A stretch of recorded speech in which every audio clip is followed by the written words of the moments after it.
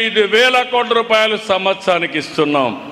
ఇప్పటికే దగ్గర 70,000 కోట్ల రూపాయలు ఇచ్చాం. ఇంకో పక్క మా స్త్రీ శక్తి, మా ఆడబిడ్డలు ఎక్కడికి పోవాలన్నా దర్జాగా ఎవ్వరి దయా దాక్షిణాలు లేకుండా దేవుని దర్శనానికి వెళ్ళొచ్చు. ఇంట్లో వాళ్ళ కోపం ఉంటే అమ్మగారింటికి వెళ్ళొచ్చు. తల్లిని చూడాలంటే మీరెళ్ళి చూసి రావచ్చు. పిల్లలు చదువుకోవాలంటే దర్జాగా స్కూల్కి పోవాలంటే ఏ బాధ లేకుండా బస్ ఎక్కించి వెళ్ళొచ్చు. తొందరలోనే ఇది కూడా ఆలోచిస్తున్నాను. రాష్ట్రం మొత్తం గ్రామాల్లో కూడా ఏసీ బస్సులే వస్తాయి. పబ్లిక్ ట్రాన్స్పోర్ట్ మాత్రం పేదవాళ్ళందరూ ఎయిర్ కండిషన్ బస్సుల్లో తిరిగే రోజు తొందరలో వస్తుంది.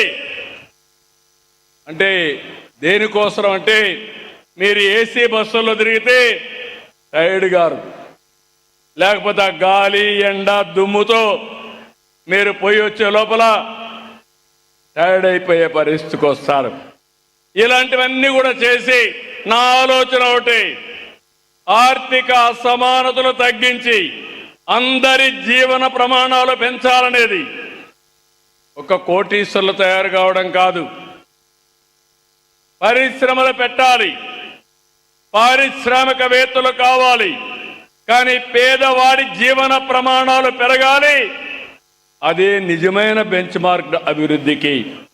అందుకే నేను ఒక పక్క సంక్షేమ కార్యక్రమాలు ఇచ్చాం, ఇంకో పక్క డిపార్ట్మెంట్స్ అన్నిటికీ చెప్పి పేదవాళ్లకు అనుకూలమైన కార్యక్రమాలు. ఈరోజు డాక్రా సంఘాలు చూశారు, నేనే పెట్టాను. ఈరోజు డాక్రా సంఘాలు పోయిన సంవత్సరం 1,00,000 మంది పారిశ్రామికవేత్తలుగా ఎంఎస్ఎంఈలు పెట్టారు. ఈ సంవత్సరం 5 లక్షలు పెడతారు. రాబోయే సంవత్సరం ఇంకొక 5 లక్షలు. స్వయం అనే పేరుతో ఒక బ్రాండే పెట్టారు. మీరు ఉత్పత్తి చేసే వస్తువులు మీ ఊర్లో కాకుండా, మీ జిల్లాలోనే కాకుండా దేశమంతా అమ్మే పరిస్థితి, ప్రపంచమంతా అమ్మే పరిస్థితి తీసుకొస్తాం. ఇలాంటి అనేకమైన ఆలోచనలతో ముందుకు వచ్చినప్పుడు ఒక పక్క సంక్షేమం, ఇంకొక పక్క అభివృద్ధి. అన్ని గ్రామాల్లో సిమెంట్ రోడ్లు, అన్ని గ్రామాల్లో మీరు చూస్తే స్కూల్ బిల్డింగ్లు, అదే మరి ఓడిఎఫ్ నెట్ జీరో. ఇంకో పక్క మీరు చూస్తే వ్యవసాయం పైన ఎక్కువ శ్రద్ధ పెట్టాం. ఈ సంవత్సరం వర్షాలు తక్కువ ఉన్నాయి, కానీ దానికి కూడా ప్రకృతి సేద్యంతో బ్యాలెన్స్ చేస్తున్నాం. ఇవన్నీ చేస్తూ సుపరిపాలన. మీ దగ్గర ఒక ఫోన్ ఉంటే చాలు, ఎక్కడికి పోయే పని లేదు, ఎంఆర్ఓ దగ్గరికి అవసరం లేదు, కలెక్టర్ దగ్గరికి పోయే పని లేదు. మీరు మెసేజ్ పెడితే నేరుగా పని చేసి మీకు చెప్పే రోజు వస్తుంది. అదే ఈరోజు జవాబుదారీతనం అని చెప్పి కూడా నేను మీకు తెలియజేస్తున్నా. నేను ఒక్క విషయం మీకు చెప్పాలి, ఇవన్నీ కూడా చేస్తూ 2 ఏళ్లలో విధ్వంసమైన ఆర్థిక వ్యవస్థని మళ్ళీ దారిలో పెట్టాం. సంక్షేమాన్నిచ్చి 5 ఏళ్ళు 1924 సంక్షేమ కార్యక్రమాలు ఇస్తున్నా, బటన్ నొక్కుతున్నా. నేను రోడ్డు కూడా వేయనని చెప్పి మాట్లాడారు. నేను అది మాట్లాడడం లేదు. ఒక పక్క సంక్షేమాన్ని ఇస్తాం, 2 సంక్షేమాన్ని ఇస్తాం, 2 అభివృద్ధి చేస్తాం. ఆ యాంగిల్లోనే మీరు చూస్తే అప్పటికి ఇప్పటికి రోడ్లు మారాయా లేదా అని మిమ్మల్ని అడుగుతున్నా. మారాయంటే గట్టిగా చప్పట్లు కూడా చెప్పండి మారిందని. ఇంకా నేను చేయాలి, చేస్తా. ప్రతి రోడ్డు అంతర్జాతీయ ప్రమాణాలతో రావాలి. నేషనల్ హైవేస్ అన్ని, స్టేట్ హైవేస్ కూడా ఆ స్థాయికి రావాలి. పంచాయతీరాజ్ రోడ్స్ కూడా వేసుకోవాలి. అందులో మనం వీక్గా ఉన్నాం, డబ్బులు కూడా తక్కువ ఉంది. దానికి కూడా కేటాయించడం కోసం ముందుకు పోతామని చెప్పి కూడా నేను మీకు తెలియజేస్తున్నా. ఇంకో పక్క ఇవన్నీ చేస్తా ఉంటే నేను పచ్చదనం, పరిశుభ్రత, స్వచ్ఛత, స్వర్ణ ఆంధ్రప్రదేశ్. అయితే ఇందులో రాజకీయ చెత్తను కూడా కడిగేయాల్సిన అవసరం ఉంది. నేను ఈ విషయం మీ అందరికీ చెప్తున్నాను. ఇన్ని పనులు చేస్తే రేపు ఎలక్షన్ వస్తే మీరందరూ కూడా ఏం ఆలోచిస్తే ఎవరు డబ్బులు ఇస్తే వాళ్ళకు ఓట్లు వేయాలనుకుంటారు. అది మానాలి. నేను కూడా గట్టిగా మాట్లాడదాం అనుకుంటున్నాను. ప్రజలు నీతి నిజాయితీగా ఉంటే తప్పుడు రాజకీయాలు చేసే వ్యక్తులు తప్పులు చేయకుండా ఉండే పరిస్థితి వస్తుంది. అందుకే ఎన్నికల్లో డబ్బుల ప్రభావం లేకుండా చేయవలసిన బాధ్యత మీ అందరి పైన ఉంది.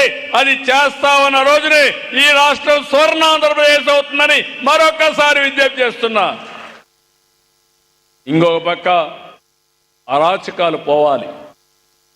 ఈరోజు మీరు ఒకసారి చూడండి, 5 సంవత్సరాలు ఈ రాష్ట్రంలో, ఆ పార్టీ పేరు నేను చెప్పను కానీ ఇటీవల అందరూ కూడా గొడ్డలి పార్టీ అంటున్నాం. నేను కూడా అంటున్నా, నేను ఎప్పుడు కూడా విమర్శించను. కానీ ఒక పార్టీ విధ్వంసాన్ని నమ్ముకొని, నేరాలు ఘోరాలు చేయడం నమ్ముకొని అనునిత్యం అదే చేస్తే అది చాలా డేంజర్ కూడా. 1924 నకిలీ మద్యం 30,000 మంది చనిపోయారు. కొన్ని లక్షల మంది అనారోగ్యం పాలైపోయారు. ఇష్టానుసారంగా కలుషితమైన మద్యంతో రాష్ట్రాన్ని సర్వనాశనం చేసి వీళ్ళు స్వార్థంతో ముందుకు పోయే పరిస్థితి వచ్చింది. మన భూమి ఇష్టానుసారంగా ల్యాండ్ టైటిలింగ్ యాక్ట్ తీసుకొచ్చి మన భూములన్నీ 22A కింద పెట్టారు. భూ కబ్జాలు చేశారు. ఈ సమస్య పరిష్కారం చేయడానికి నాకు 3 సంవత్సరాలు అవుతా ఉంది. ప్రతి నెల 9వ తారీఖున మీ భూమి మీ హక్కు కింద రెవెన్యూ యంత్రాంగాన్ని, జిల్లా యంత్రాంగాన్ని సమాయత్తం చేశాను. ఇప్పటికి సగం అయింది, ఇంకా సగం కావాలి. మార్చి లోపల పూర్తి చేయాలని టార్గెట్ పెట్టుకున్నాను. ఆ తర్వాత మీరు చూస్తే మీకు ఇచ్చే పట్టాదారు పాస్ పుస్తకం పగడ్బందీగా సర్వే చేసి బ్లాక్ చైన్ టెక్నాలజీ పెట్టి QR కోడ్ పెట్టి ఎవ్వరు ట్యాంపర్ చేయకుండా మీ భూమి మీ పేరుతో ఉంటుంది. అది మీ హక్కుగా శాశ్వతంగా చేస్తామని మీ అందరికీ తెలియజేస్తున్నా. ఒక దుర్మార్గాన్ని సరిచేయడానికి 3 సంవత్సరాలు. మీరు ఆ విషయం గుర్తుపెట్టుకోవాలి. రెండోది, హిందూ దేవాలయాల్ని మొత్తం భక్తుల యొక్క మనోభావాలు దెబ్బతీసే విధంగా చేశారు. చాలా దుర్మార్గంగా ప్రవర్తించారు. నేను అడుగుతున్నా, ఈరోజు మళ్ళా పవిత్రత తీసుకొచ్చాం. ఒకప్పుడు వెంకటేశ్వర స్వామి దేవాలయంలో కల్తీ నెయ్యితో లడ్డు ప్రసాదాలు చేసే పరిస్థితి నుంచి ఈరోజు స్వచ్ఛమైన నెయ్యే కాకుండా పవిత్రమైన భావంతో వెంకటేశ్వర స్వామికి సేవలు అందిస్తున్నాం. అన్ని దేవాలయాల్లో ఈ పనికి శ్రీకారం చుట్టాం. నేను ఒకటే మీ అందరికి విజ్ఞప్తి చేస్తున్నా, ఎవరైనా దేవాలయాల దృష్టి దగ్గరకు వస్తే కబద్దార్ జాగ్రత్తగా ఉండండి, ఎవరిని వదిలిపెట్టమని మరొక్కసారి హెచ్చరిస్తున్నా. ఇవన్నీ చేసిన తర్వాత ఈ పిల్లల్ని మీరు చూశారు. మొన్నే డిఎస్సి పెట్టాం, మెగా డిఎస్సి పెట్టాను. పిల్లలు బాగా చదువుకున్నారు. 350 పిటిషన్లు వేశారు. కోర్టుకి వెళ్ళారు. ఉద్యోగాలు వస్తే నాకు పేరు వస్తుంది, ప్రభుత్వానికి పేరు వస్తుంది, పిల్లలు బాగా చదువుకుంటారు. అడ్డుపడాలని అడ్డుపడ్డారు. 350 రిట్ పిటిషన్ అన్ని డిస్పోజ్ చేసి అందరికీ ఉద్యోగాలు ఇచ్చాం. 1 సంవత్సరం తర్వాత వచ్చి ఆరోపణలు చేసే పరిస్థితికి వచ్చారు. ఇంతవరకు మీరు చూస్తే 80% టీచర్లు